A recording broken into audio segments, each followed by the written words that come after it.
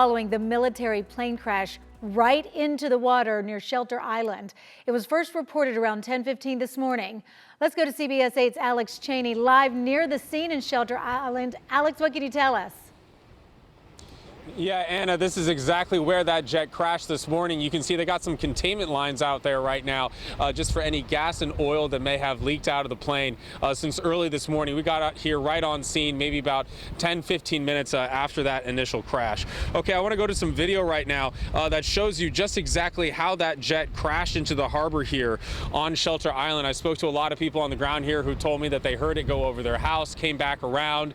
There was initially these jets lift off all the time from around here. Initially, you could hear the afterburners and then a sudden stop in noise from the plane, and that's when they knew something was up.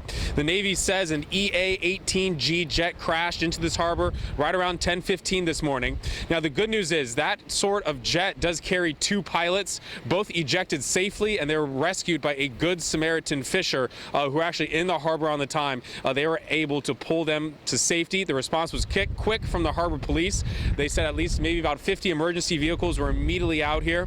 I spoke to a woman who lives on the other side of the bay who saw the whole thing this morning, and I also caught up with the boat captain who rescued the two pilots and says he's happy that he was there at the right time.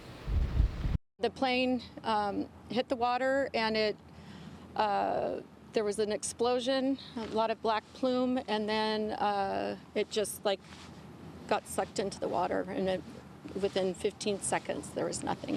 I don't wish that on anybody to witness that. All of a sudden, you see two parachutes with two dots underneath, and luckily we were there to spin the boat around, and thanks to my crew and everyone else, and we were able to swing by and pick them up and safely get them out of the water. Right place, right time, and luckily we were there to help them out. And now here's some video of the hospital where those two pilots were taken. They were taken to UCSD Hillcrest. They're in the hospital, but I'm told that they are in a stable condition right now. So this is definitely quite a shock to the community. Early on this morning, they told me they hear these jets lift off all the time, but today was a little bit different.